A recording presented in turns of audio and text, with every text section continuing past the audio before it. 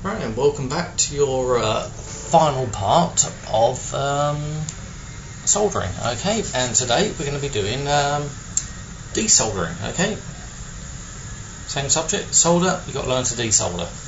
Okay, make a cock up on your strip board or your PCB, what have you. Put on the wrong component, or if you're doing any repair work, rework, you have to work out how to take off components. Okay, so that's what I'm going to be showing you today. Kit what you need.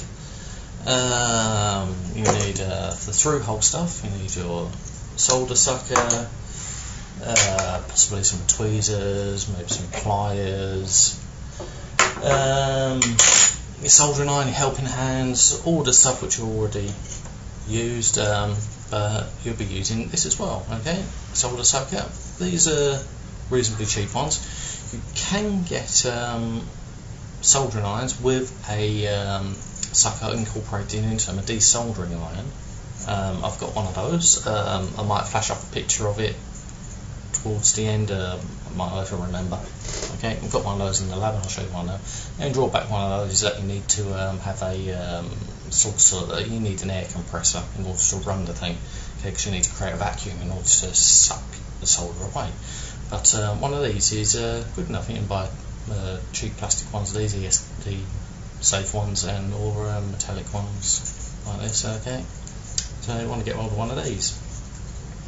So let's make a start to desolder. So we've got down here on my board, I've got a little one down here. You may have seen that before, or something similar to that in the soldering videos that I started off doing. Okay, and we're going to desolder this resistor down here. Okay, put on the wrong value resistor, got to take it off, put a new one on. It's very simple to do it. Okay, very similar to soldering, except instead of adding solder, you're taking the solder off. So let's grab helping hands. Grip hold of it. Keep moving this. There we go. And there we have it. You can see it there. So we're going to take off this little component here. Okay, make sure it's nice and firm. It's not going to go anywhere. And yeah, get your iron all nice and heated up. Clean off the tip. Solder. Okay. What I suggest you do is try and melt the solder first with the iron. If it doesn't melt, put a blob of solder onto the end tip of your iron and then whack it on the board. But before we try and melt the solder, grab your flux pen. Okay, your flux, and you want to dab a little bit of flux onto the actual solder joint. Okay, because it's been soldered. Okay, all the flux is vaporized out of the solder. Okay, it's been used up. Flux, you don't have to use it, but it does make the solder flow a lot easier. So if you've got it, use it. Okay, it makes the job a lot easier. So all that you do is put your flux on the board, which I've done. Iron on, solder melts, and you suck it off. Done. There it is. It's all sucked off. To prime the pump, you just push down on the plunger to suck up the solder. You press the button, so you just move the nozzle to the board, and press the button, off it comes. So it's easy doing it. So push down on it, it's locked into place. My iron's on the board, it's all nice and melted, as you can see, and suck it off. Job done. So it's all took off. You can see it all here. Okay, and you might want to grab your pliers, and you can simply lift the component off. There it is, done. That's how you desolder. Cheap, easy way of desoldering through hole stuff. Again, exactly the same thing for chips. Okay, so we've got a chip holder here. it's a very, very quick process. You don't want to spend too long. Don't keep your iron on the board for too long, because what will happen is you can lift the copper tracks. Okay, if you do lift the copper tracks, okay, it's not a wasted board. You can repair it, and I'll show you how to do that in a little bit. So, desoldering is very straightforward. It's this is all that you do. You go down a through hole chip quite quickly.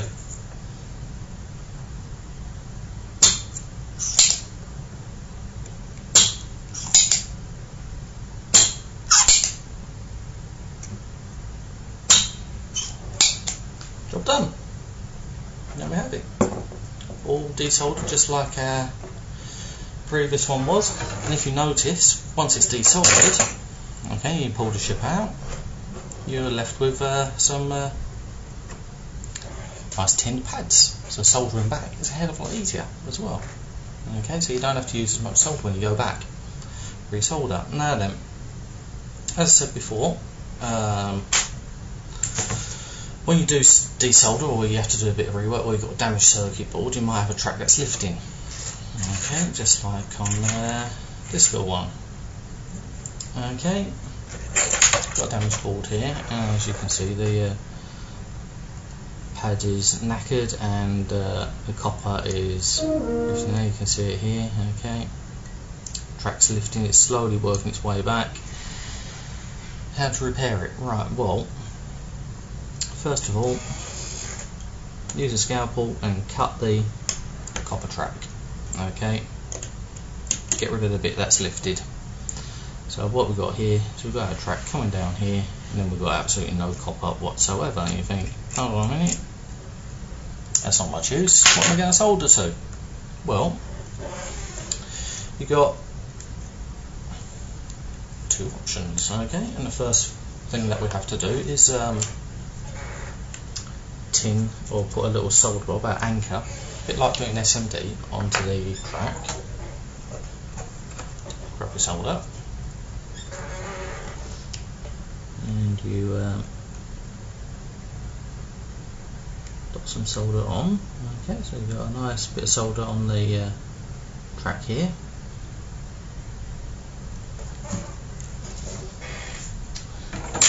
And if you are replacing the component, you just desolder one to put one in. Okay, say capacitor. Okay, so we'll slot the capacitor through. As you can see, it's got some super duper long legs on it. Okay, what you do, solder the first leg in, that holds the component in place. Now we will do that. So I'm not using a helping hand to this because they do get in the way a bit, but I do suggest that you use them. Okay, so we'll solder in that first component. Okay, you see it there. Leg. That keeps it in place, it's not going to drop out. You can trim that one off to get it out of the way. So off it comes. Okay, then all that you need to do, okay, so what? We've got a single long leg up. So place it back under. What we can do is bend it over. Okay, so we're actually using the component leg as a track. Trim off the length which you don't need, so you can get rid of all that. And you can see drawing is already looking a little quite nice there. Okay, and it hasn't even been soldered yet. And then we simply resolder this. So a little bit of solder onto the track, onto the component leg, and it's back in place. Okay, and we have it all nice and soldered in place. Repair done. So even if the track does lift, all that you need to do is trim it back slightly, pull the copper back until it got the break, tin your track to create an anchor, solder your component in, bend the leg, solder it down to the anchor point. Done. The other option that you can do, okay, which sometimes happens, so I will take this leg off. We'll use the same board. Okay, so we'll just desolder. Okay. The other problem that can occur is if you've got a broken track or anything like this, the component may be okay, it may actually be a chip holder or a chip or an IC or something. You haven't got a long leg on there to actually attach anything to. Okay, it's actually quite short, so let's trim this back. Okay, so here we have it. So we've got our component leg here. Okay, it's just here, and our track's been cut all the way back here, so you've got a huge gap, can't bend it over, you can't join it. What do? You grab hold of some of this stuff. Okay, yes, I know it looks like solder, it's not solder. This is very thin tinned copper wire. Okay, and you snip off some of this, just like doing the wire, joining wires together. Okay, what you do first, you create your hook, okay, if you like. And what you can do is you can hook this to the component leg, solder that in place, and then you can bend this around down this channel to your soldered area, and you can join it in place, and you can trim off either ends and you have it repaired. Or if your track flow goes off in both directions, okay, what you do, take your wire and you create a loop. Okay, so you create a loop around your needle nose pliers like that. Okay, so you can see there, down here. You place it over the top of your component leg. That's sticking out of your board. Now this is quite a thin wire, so you can do this. Okay, and then pull it. Whoops. It's moving. Right. Let's do this the proper way. Get helping hands on here just to help us out. Okay, just to stop this board from moving. Okay, so we've got our loop. What you can do is you can place this over. Okay, and pull the loop. There we go. That's a bit like tying a knot around the. So you actually loop around the component leg. Okay. Can be a little bit fiddly, but it is rework.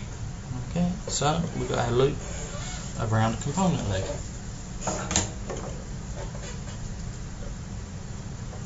Instead of a hook, we've got a loop.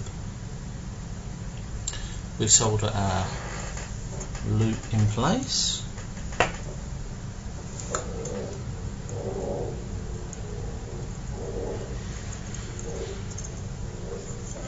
Like that.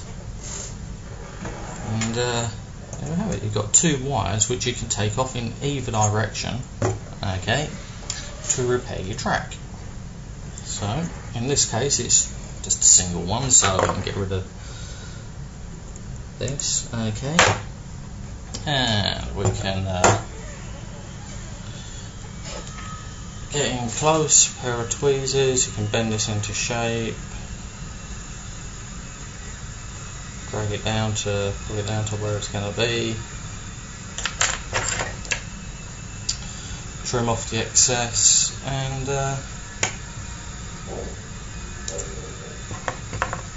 we have it. So we've got our loop, which is soldered in place, our component's tacked in place on the other side, and you see it down here on the board. So loop soldered, wire going down just like before, and pull that what you need to do is solder it in place. Okay, it's really, really simple doing things like that. Okay, there we have it. All done, all soldered. Okay, and it goes back to here. Repaired your board. So having pads lifting, you do your loop. If you've got tracks breaking, you do a straight. Okay, you can bend your component legs to wherever you want to go.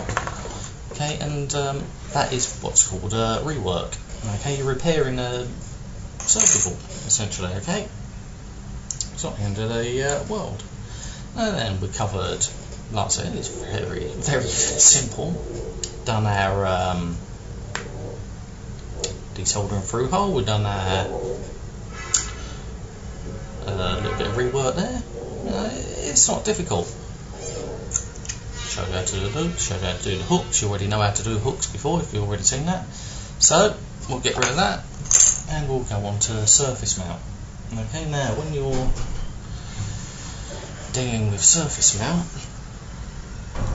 it can be a little bit more trickier to get the stuff off the board. Okay, because the solder flows underneath your component, okay, to attach it in place. So what you need to do is you need to desolder all the pins all at the same time. Can be tricky. Now you can do that with a conventional soldering iron, because what you do is if you've got your say if it's a chip, okay, you can do it with a conventional iron. You have to trim all the legs, okay, take the chip off, okay, and then run the iron over each pin, and each pin will lift off with the iron and so on to try and repair it. Problem with that is you put a lot of stress on the pads, okay, and they will more or less lift. A lot of the time they will lift or damage them. So we don't use a conventional iron all the time. You can get away with it, like I said. What you use instead is one of these, okay. One of these soldering stations. This is a hot air rework station, okay, so hot air comes out of here, and that's what we're going to be doing our soldering with. Okay, right then. So let's get that plugged in and switched on. There's a so that other iron can go off. Right then, that's all plugged in, and we will switch this baby on. And there we go. Okay, right then.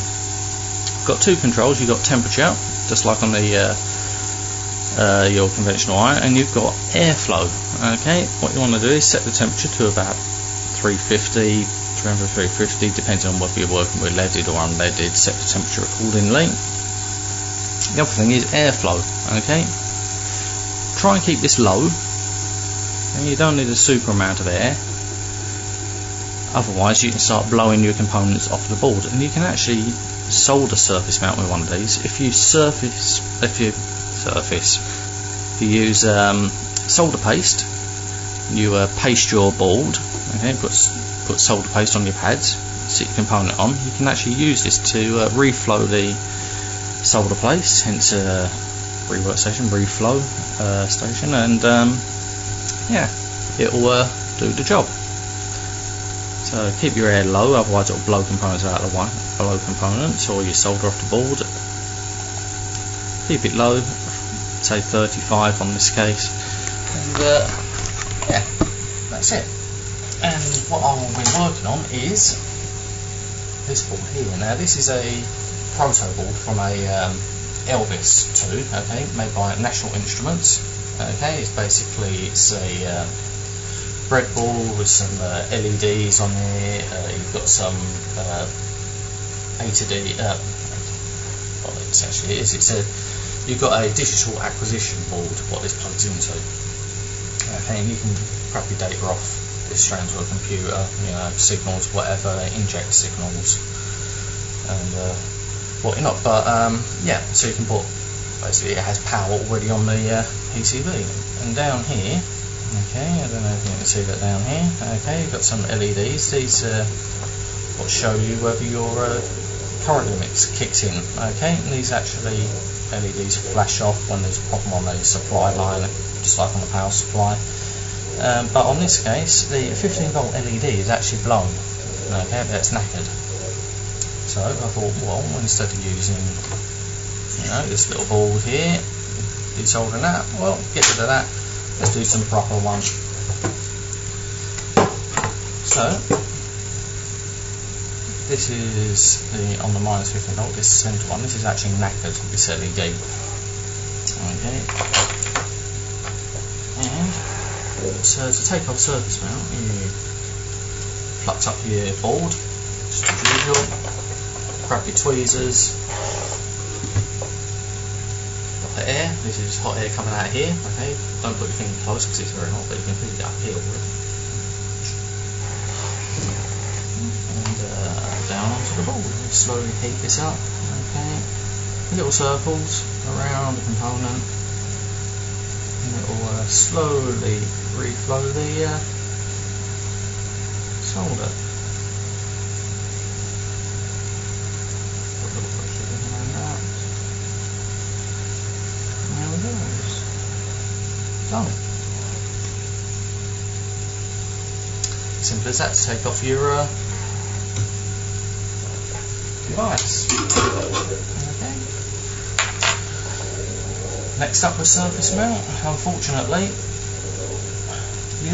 this is all blobby. I think the solder is down here. What I suggest you do is grab your solder wick, okay, your standard iron, and just clean up the blobs. This on top like that. Okay, your old solder wick goes on top. Wait for me iron to finish heating up.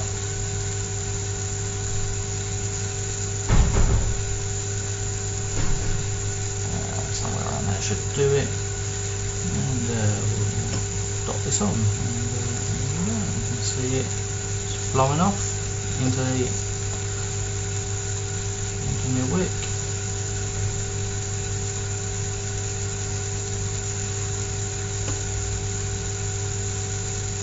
There we go, job's a good one. Now, where is my solder paste? I can't find the buggering stuff. Right. No solder paste about the desk, so let's go find it.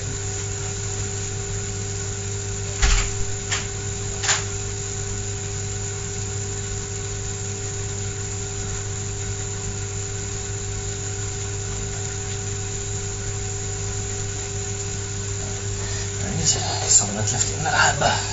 Okay, didn't hand it back to me. Right then. So little squidge on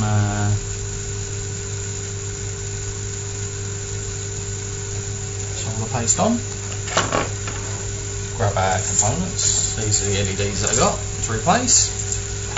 Okay, once I finish with this, I'll just I might run you through in the next video on how to work that out actually, because it's really easy. Yeah, making sure I get this around the right way. Back onto the board, it goes on there. Grab out iron. What I suggest you do is just to keep hold of the component. Whoops. I made a boo-boo there. Let go of the component. Right then, there we go. Right, so just reflow that on top.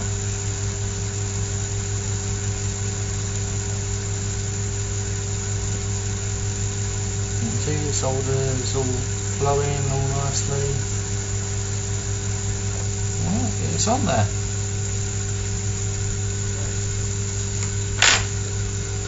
Switch off our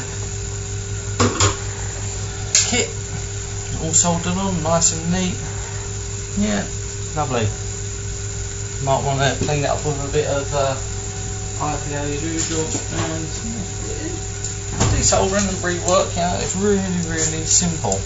You can spray it on good. Bit of a scrub down, and there you go. You'll never know the difference. Done. One thing I have to mention, okay, these rework stations, the hot air ones, don't switch them off at the mains. Always use the switch at the front, okay? because if they do cool down too quickly, okay, if you remove the heat, you don't have the hot air blasting through continuously as it cools down.